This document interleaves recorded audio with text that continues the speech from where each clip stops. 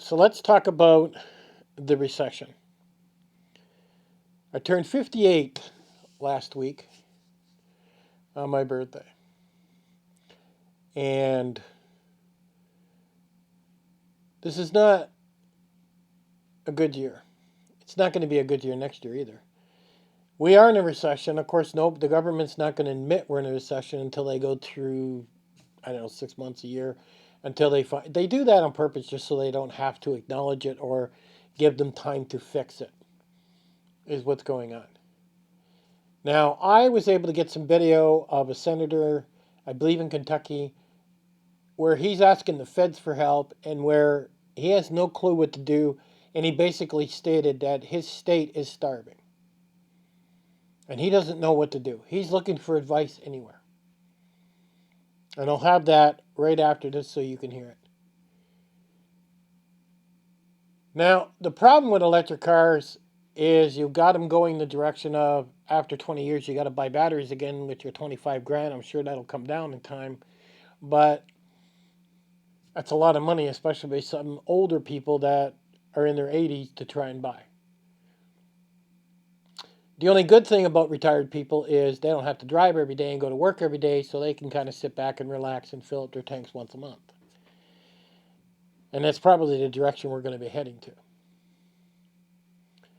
The feds have upped the interest rate, and the reason they do that is to prevent buying.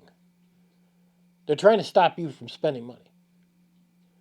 And it works because the interest rate go up on you buying houses, and people stop buying houses because the interest rates are too high and they wait for them to come down before they start buying again.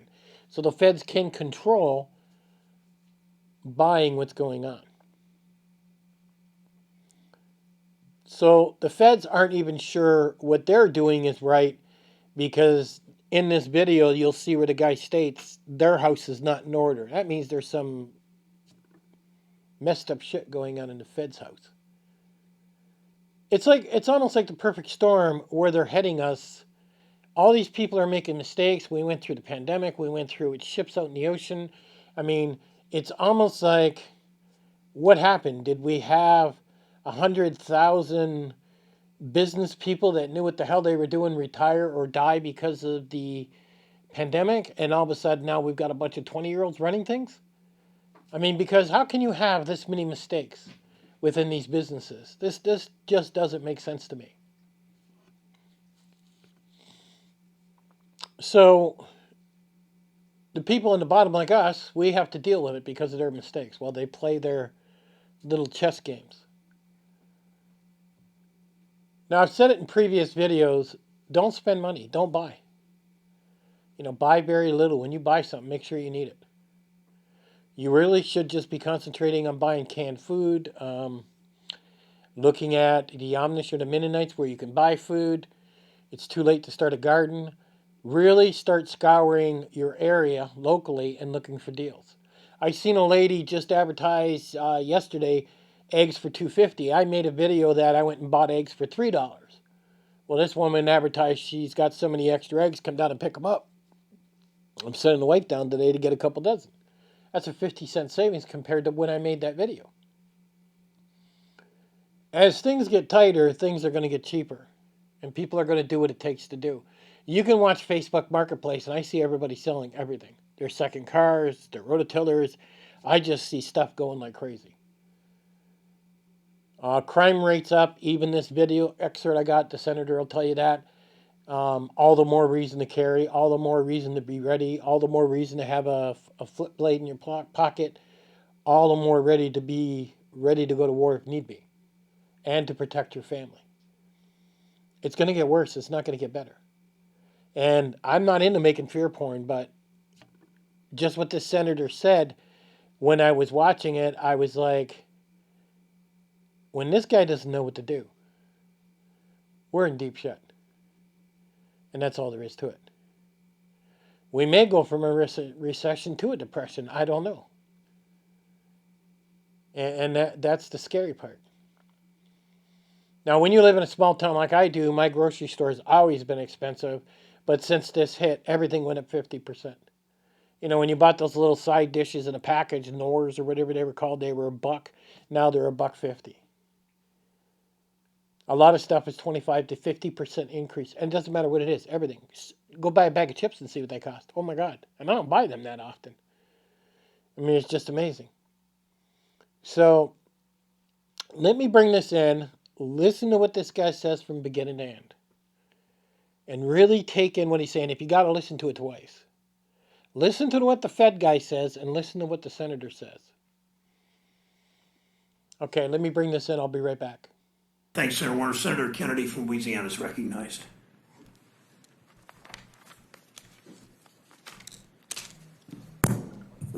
Mr. Chairman, inflation is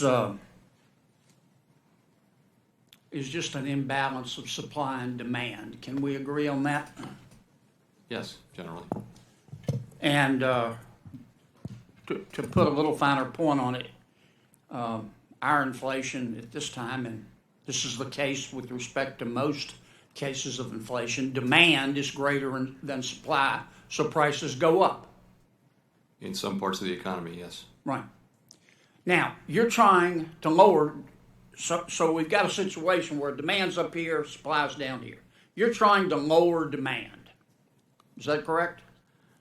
Yes, while also giving the supply side time to recover. There's some ground to be covered on that side. Yes, but you've talked about your role, scope, and mission, and your job is monetary. You're trying to lower demand. Well, I'm trying to lower. Well, I would say lower demand growth. We don't know that the demand has to actually go down, which would be a recession. Well, 70% of our economy is driven by consumer demand, and you're trying to lower demand and slow the economy down. Am I correct? I guess I just say we're slowing down growth. Right. That's what the economy is. Growth. Yeah. Okay. Exactly. All right. There's another way. The two aren't exclusive. You alluded to that. You can also lower demand, but you can increase supply. Can you not? Yes. And that would solve inflation. Yes, it would. Now, Congress's job is not to deal with demand per se. A lot of the bills we pass impact demand, but that's the Fed's job. Right. Okay? Now, I'm not going to ask you to comment on any specific bill, but tell me the things that Congress could do right now while you're lowering demand, not you literally, the Federal Reserve, what we can do right now to increase supply. I think the things you can do are important over the medium and longer term, but probably not so much in the short term. But it's things that like investing in people so that they can remain in the labor market longer, things like that, and infrastructure, things that will increase the productive capacity. Well, how about in the long run, as Keynes said, we're all dead. I'm interested right now in the short run. What about if we reduce the regulatory burden, let's say on refineries, wouldn't that incent refineries to start refining more and help on the supply side? I would say anything that could increase capacity on that front could have. Yeah, but would that help? I'm not trying to get you to endorse legislation. Look, Mr. Chairman, we got a hell of a mess here. Okay, inflation is hitting my people so hard they're coughing up bones. I don't care what the inflation is in other parts of the country, of the world. I'm sorry they're having inflation in other parts of the world, but them in misery doesn't make my people feel better. They're still miserable. Inflation is hitting people so hard they're coughing up bones. It's the highest in 40 years. Our national debt is greater than our national output. Crime's up, the border's open, respect for institutions is way down, and 70% of the American people think we're headed in the wrong direction. Now, we got a hell of a mess. And right now, you're the most powerful man in the United States, maybe in the world. We've got to President Biden, I don't blame him. I understand politics. He keeps saying, well, your 401k has crashed and gas has gone from $2 to $5 a gallon because the economy's so good. And the American people know that's not true. Now, other than relieving regulatory burden, let me put it in the form of a question. What if the United States Congress said, look, We've got a budget. We're going to freeze spending. We're going to stop injecting more money into the economy. We're going to freeze spending until Powell can get control on the demand side. Would that help? I feel like giving you advice on what to do when I'm asking we're for not it. getting I welcome it. we're not getting our own job done. I feel like maybe a better thing to do would be for us to get our house in order and do the job you've assigned us. Well, let me put it another way. Let's suppose, forget about Congress. Let's suppose that every governor in every state and every legislature in every state got together tomorrow and said, I know it's not likely to happen, and said, we are going to freeze our budgets. We're not going to spend a penny more than's already budgeted. Would that help? Would it help? Sir? Would it help with? Would it help reduce inflation? It would depend on it might, but I mean it would take. I'm giving you. I'm scoring fiscal policy. Well, I understand really you're reluctant being careful, to do it. but Mr. Chairman, the United States Congress, in addition to its regular budget, has spent $7 trillion. I'm not saying all of it was unnecessary. On top of that, the Fed's increased its balance sheet from $1.5 trillion to $9 trillion. $9 trillion. I know you're cutting it back, but we've injected all of this money into the economy, and then people go, well, we have inflation. Duh. Give me some help here. Tell me what we can do. I'm really focused on what we can do, which is shrink our balance sheet and raise interest rates and get supply and demand back into alignment and get inflation back down to 2%. So now that you've listened to this senator, what do you think? It don't look good, does it? It looks like they've leveled out the gas. It looks like they're leveling out the housing market. But it doesn't look like the feds know what they're doing, and it doesn't look like he knows what he's doing. Like he stated in the video, he sat back and he said, look, if we just stop spending, will that help create more production? So the feds have slowed down us spending money, but if they make more, then everything comes down. That's the balance right there. And that's what that senator was trying to achieve there. And it's not with everything, it's only with some things. And it looks like I said in other videos, it looks like that balance game is what they're trying to play with, but they're not sure how to do it. And like that senator said from Kentucky, if we all get together and we all do this and stop spending, but that's not going to happen. Whenever has anybody in the House of Representatives ever gotten along? They don't get along with anything. Everybody's got an agenda. Where that senator from Kentucky was really concerned about is people starving. So I don't believe we're going to get as bad as Brazil or Argentina or some of these other countries, but I think we can all say that we're all feeling the crunch. We're buying a little less groceries. We're filling up those tanks a little less. On the news, I see people constantly running out of gas. A lot of people have AAA or they have these tow truck services and they get like 2 or 3 gallons of gas if they run out of gas. It's part of their plan. Well, they're definitely taking advantage of it. They're running out of gas on purpose and saying, look, I'll get an extra 2 gallons. They're penny pinching. They're penny pinching everywhere they can is what they're doing. And that is really, really scary. So what can you do? Take it serious. Don't act like it's fear porn or a joke. And start canceling everything you don't need. You don't need Netflix. Spend that money on food. You don't need Paramount. You don't need any of these other things. Think about as if you're camping or surviving when you're backpacking, which is an amazing skill, by the way. You have to pay the power bill. You have to pay the gas bill. You got to pay the water bill. You got to pay your mortgage if you got one. All this has to be done. So anything excess that where you said, okay, on Saturday we're going to go for a drive. You're not going for a drive now. You're going to take that $50, $100 and you're going to go buy canned food and put it away.